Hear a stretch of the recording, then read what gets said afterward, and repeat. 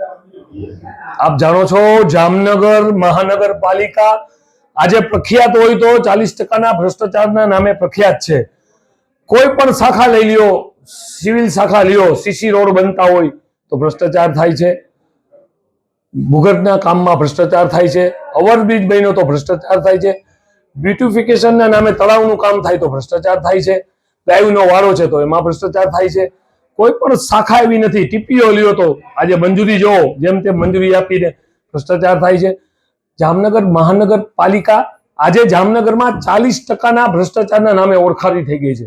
એનું કારણ માત્ર ને માત્ર ભારતીય જનતા પાર્ટીના જે ચૂંટાયેલા અધિકારીઓ છે અને એની સાથે અધિકારીઓ પણ જે કોર્પોરેશનના અધિકારીઓ છે, બંને મળીને જામનગરની જનતા જે ટેક્સ ભરે છે એના જે રૂપિયા છે એ રૂપિયાનો ભ્રષ્ટાચાર કરી અને પોતે લીલા લહેર કરે છે।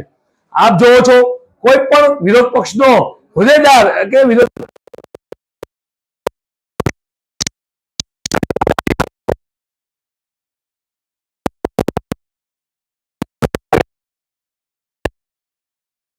પાસે વર્ક ઓર્ડરની કોપી હજી આવી નથી, પણ ભારતીય જનતા પાર્ટીના કાર્યાલયમાંથી લેટર આવી ગયો છે એટલે અમે કામ કરી શકે। આ સ્થિતિ જામનગરની છે, જામનગરની જનતાની છે।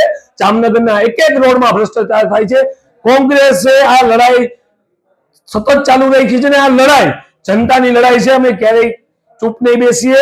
અમે તમારા જેટલા ભ્રષ્ટાચારના પોર્ટફોલિયા છે ઉજાગર કરીને રહેશી। જનતાની વચ્ચે આ 40%નો ભ્રષ્ટાચાર આવતા દિવસોમાં ખુલ્લેઆમ તમે ભ્રષ્ટાચાર કરો છો એ સાબિત કરીને રહેશે। આજે તમે જોવો છો એમ સ્ટેન્ડિંગ કમિટીમાં એક બજેટ પાછું પાસ થવાનું હોય, બજેટ આજે રજૂ થાય છે, સારું છે, બજેટ જામનગરને મળવું જોઈએ, પણ એમાંય ક્યાંક ભ્રષ્ટાચાર કરીને સમજૂતો કરીને અધિકારીઓ મિલીભગત કરીને પદાધિકારીઓ કરશે અને જામનગરની જનતાને પાછા 40%ના નામે લૂંટશે। 100% અમારા વોર્ડ નંબર 4ના કોર્પોરેટર રત્નાબેનના વિસ્તારના આ પ્રશ્ન હતો ને એમાં રત્નાબેન પોતે તેના સ્થાનિક લોકોને લઈ અને ઢોરના ડબ્બાની મુલાકાત લીધી। વિચાર કરવા જેવું છે, ગાયો તમે પકડી તો જાઓ છો પણ એ સલામત પણ તમે નથી રાખી શકતા। ગાયોની ચોરી ક્યાં સુધી વ્યાજબી છે?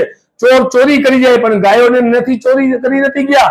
આ લોકોએ પાટલા બાઈને એને પણ ક્યાંક ભાજપ છે કતલખાને પણ મોકલી દેવામાં આવી હોય।